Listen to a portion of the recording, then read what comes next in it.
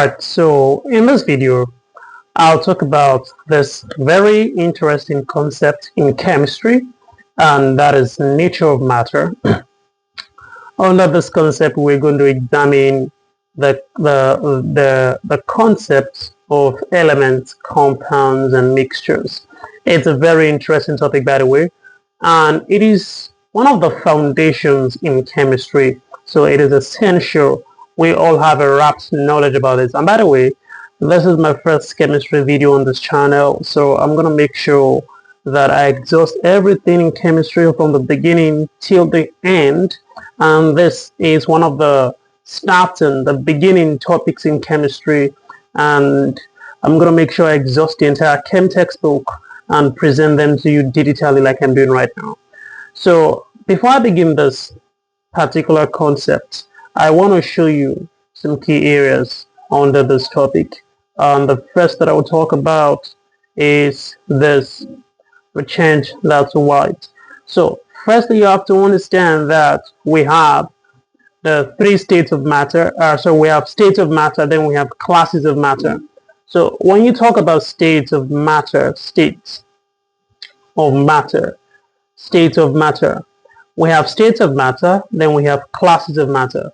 For states of matter, we have about 4 states of matter that are verified. Though there are others, but the 4 that I will give you right now are the verified one. The first is solid. Then we have liquid. Then we have gas.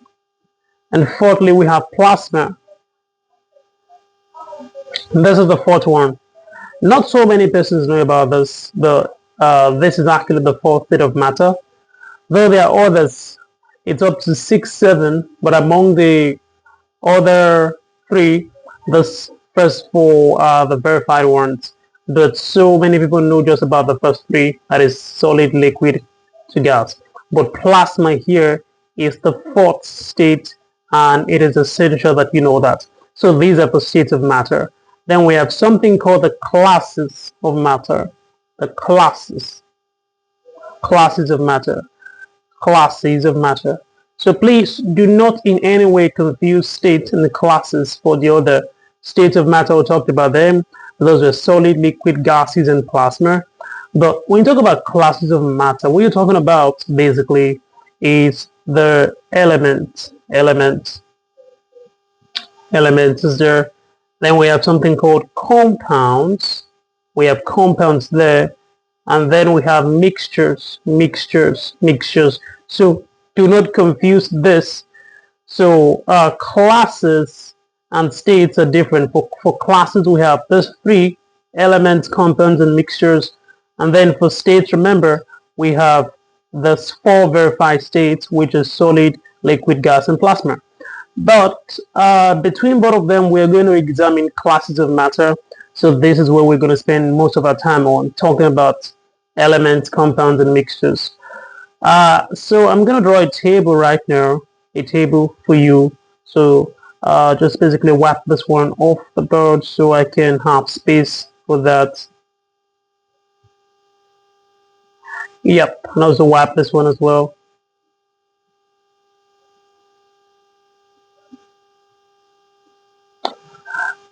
Alright, so I'll draw a table for you.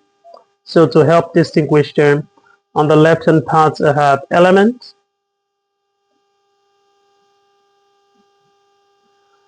In the middle, I'm going to put compound there.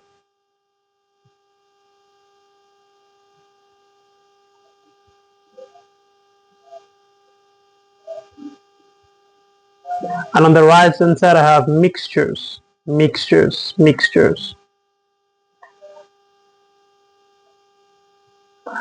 the first thing you have to understand is that elements are actually pure substances. Elements are pure.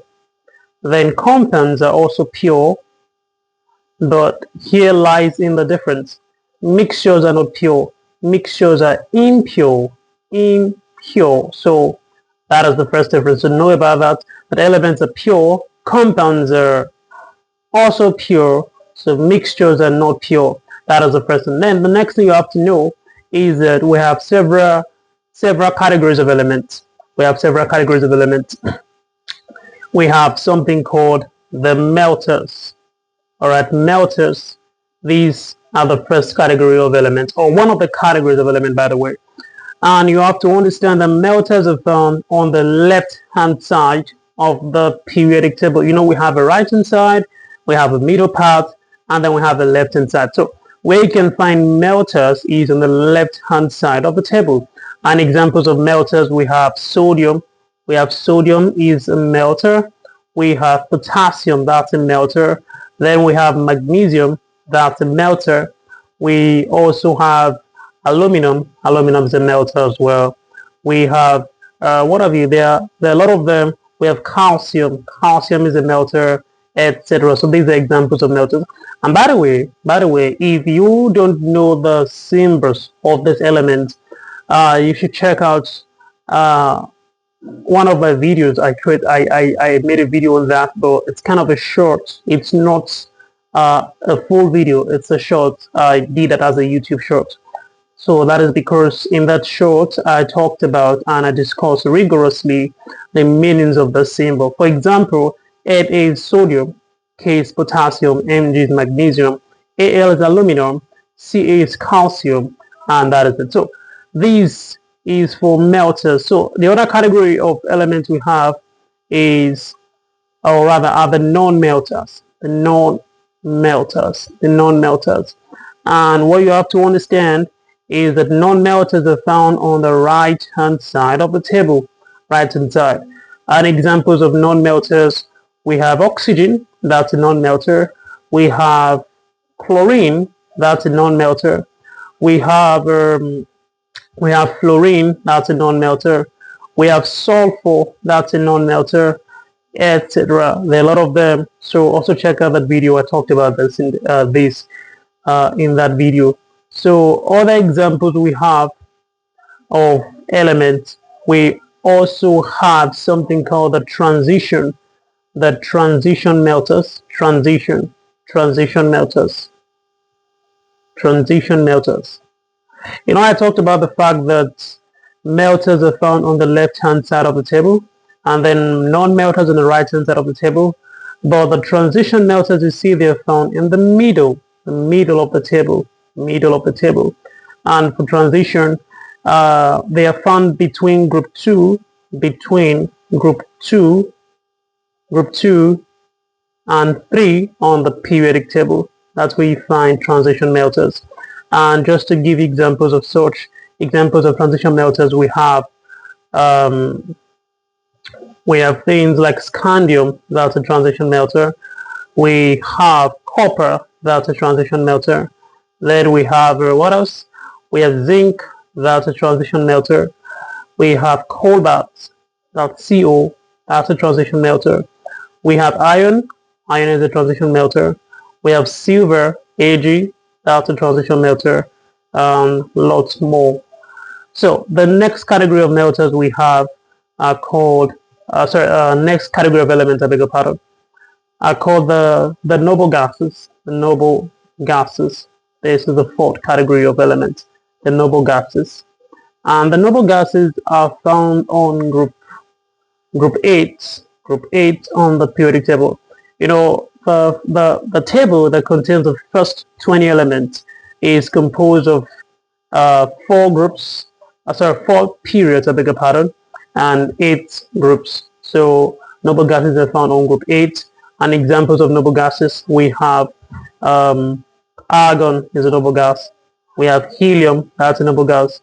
We have neon, that's a noble gas. We have krypton, that's a noble gas, and lots more. These are examples. So these are the 4 main categories of elements. We also have others called the lanthanides and actinides. Then lastly, we have something called the semi-melters. Talk about this. Semi-melters. So what this means is that they are not entirely melters. Also, they are not entirely non-melters. So they're just in between melters and non-melters. And there are several examples of semi-melters that you have to know. But the 2 most common examples that are often asked in the exam silicon, which has a symbol of Si, and germanium, which has a symbol of Ge. So don't forget this two. Silicon and germanium are the two most common examples of semi-melter. So that is basically it for melter. It is the largest area under this particular subtopic. The next we're going to talk about is compounds. Remember, I did mention that elements are pure. Compounds are also pure. So we're going to talk about compound. What exactly is compound? Compound basically is the combination of two or more elements. That is simply compounds. You know, I gave examples of elements like sodium. Sodium is an element, and that's what you can see here, Na, that's sodium.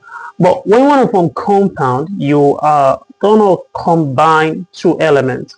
For example, examples of substance I can say NaCl.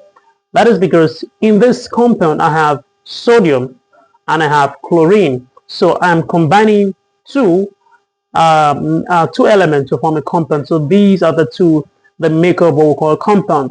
So the easiest way to know a compound is that you must see at least two elements in that compound, and this is one of such. So other examples, we have CaO. That is because in this compound I have calcium, then I have oxygen. So I have two elements in this compound.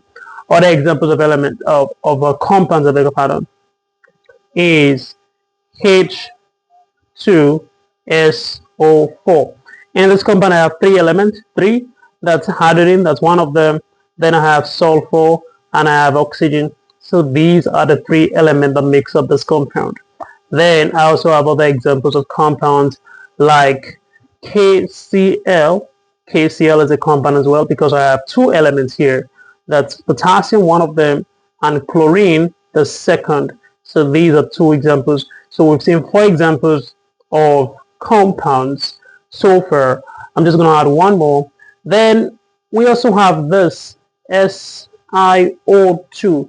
And by the way, I want to let you know that this is a chemical formula for sand. Sand. For most of you, you think that sand is a mixture, but that's not entirely true. Sand is not a mixture. Not a mixture. It looks like a mixture physically, but be careful. In chemistry, sand is not a mixture. Sand is a compound. And this is the formula, a chemical formula for sand. And it has an IUPAC name of silicon 4 oxide. Silicon 4 oxide. That is the IUPAC name for SiO2. And it is the formula for sand. So please know that it's extremely important. Now, thirdly, we're going to talk about mixtures really quick. Mixtures. What are mixtures exactly? Mixtures are impure. You know, we talked about the fact that elements and compounds are pure. Know about that. But mixture, you see, mixtures are impure. They are simply substances that can be separated into different components by a physical method. Examples of mixture, we have water. Water is a mixture. Water is a mixture. Other examples of mixture. So water is not a mixture, water is a compound, not a mixture. Other examples of mixtures, examples of mixtures we have A is a mixture. And by the way, I hope you know water is a compound. Let me just give it to you right now. This is the chemical formula for water, and water is a compound, not a mixture. So just so you know that. A is a mixture. Other examples of mixture, we have seawater. Don't confuse seawater for normal water. They are two different things. Seawater is a mixture. Other examples of mixture, we have blood. Blood is a mixture. Very, very important to know that. Other examples of mixtures, we have bronze, right? Bronze. Bronze is a mixture. Also, we have brass is also a mixture. So just so you know, this bronze you see, right, is a mixture of what I call copper and tin. Copper and tin. Then brass is a mixture of copper and zinc. So just know that bronze and brass are a mixture. So why bronze is a mixture of copper and tin, brass is a mixture of copper and zinc. So these are basically the most common examples of mixtures. Though there are others, but these are the most common. So just as a recap, we did say that elements and compounds are pure, like you can see here. Mixtures are impure, and we made mention of elements, categories of elements. We talked about melters, we gave these examples. We talked about non-melters, we gave these examples you can see right now. We talked about the transition melters, we gave these examples, like you can see all the way down to silver. We talked about the noble gases found in group 8, and we gave these examples, argon, helium, all the way down to krypton. We then talked about semi-melters, and we gave those two most common examples. Now, for the compounds, we talked about the fact that compounds are combinations of two or more elements, and we gave these examples all the way down to chlorine. There, and by the way, don't get it twisted. I'll make a different video where I will show you how you can name compounds like this. For example, this one is sodium chloride, because I have sodium and chlorine here. So in a different video, I will show you how you can name compounds like this, the correct IUPAC names. So finally, for mixtures, we talked about the mixtures are impure, and we gave examples like air, we talked about seawater, we talked about blood, talked about bronze and brass. So that is it for this video. I'll see you on the next one. And please don't forget to subscribe, leave a comment below, and also leave your questions if you have any questions pertaining to this topic or to any topic in chemistry. I'll be more than glad to help. And don't forget to like and share this video with your friends who may also find it helpful. So that is it for this one. See you on the next one.